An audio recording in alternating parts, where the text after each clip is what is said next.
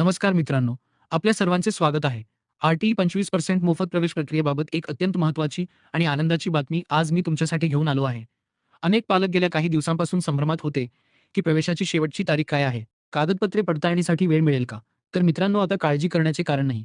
महाराष्ट्र शासनाने आणि शिक्षण विभागाने आर-टी-ई प्रवेशासाठी मुदतवाढ जाहीर केली आहे. आजच्या या व्हिडिओमध्ये आपण पाहणार आहोत, की नवीन तारीख काय आहे? तुम्हाला कोणत्या तारखेपर्यंत शाळेत जायचे आहे?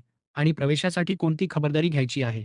मित्रांनो, तुम्ही स्क्रीनवर पाहू शकता, अधिकृत पोर्टलवर नवीन सूचना प्रसिद्ध झाली आहे.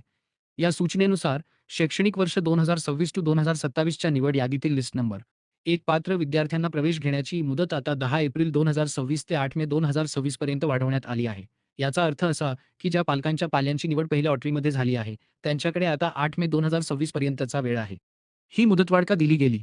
तर अनेक ठिकाणी कागदपत्रांची पूर्तता करण्यासाठी पालकांना वेळ लागत होता. तसेच काही तांत्रिक अडचणींमुळे ही मुदत वाढवून देण्यात आली आहे, जेणेकरून एकही पात्र विद्यार्थी प्रवेशापासून वंचित राहणार नाही. प्रवेशासाठी जरी 8 मे 2026 पर्यंत मुदतवाढ देण्यात आली असली, तरी पालकांनी शेवटच्या तारखेची वाट पाहू नये, कारण शेवटच्या दिवसांत पोर्टलवर तांत्रिक अडचणी येऊ शकतात किंवा केंद्रावर गर्दी होऊ शकते. त्यामुळे ही प्रक्रिया शक्य तितक्या लवकर पूर्ण करणे हिताचे ठरेल. कागदपत्रांची पूर्तता करताना अर्ज आणि कागदपत्रांवरील नावात कोणतीही तफावत नसावी याची काळजी घ्यावी. आणि जर काही किरकोळ बदल असतील तर वेळेवर अडचण येऊ नये म्हणून सोबत प्रतिज्ञापत्र तयार ठेवावे. तसेच केवळ मोबाईलवर येणाऱ्या एस-एम-एसवर अवलंबून न राहता पालकांनी वेळोवेळी स्वतःहून पोर्टलवर लॉग इन करून आपल्या अर्जाची स्थिती तपासत राहावे, जेणेकरून तांत्रिक कारणास्तव मेसेज न मिळाल्यास शैक्षणिक नुकसान होणार नाही.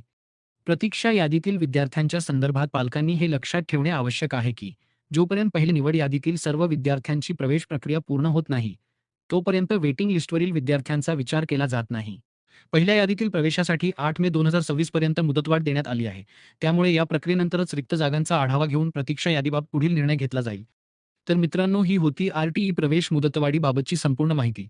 ही माहिती जास्तीत जास्त पालकांपर्यंत पोहोचवा, कारण अनेकदा माहिती अभावी मुलांचे शैक्षणिक नुकसान होते. जर तुम्हाला काही शंका असतील तर खाली कमेंट बॉक्समध्ये नक्की विचारा. हा व्हिडिओ आवडला असल्यास लाईक करा आणि आपल्या चॅनेलला सबस्क्राईब करायला विसरू नका.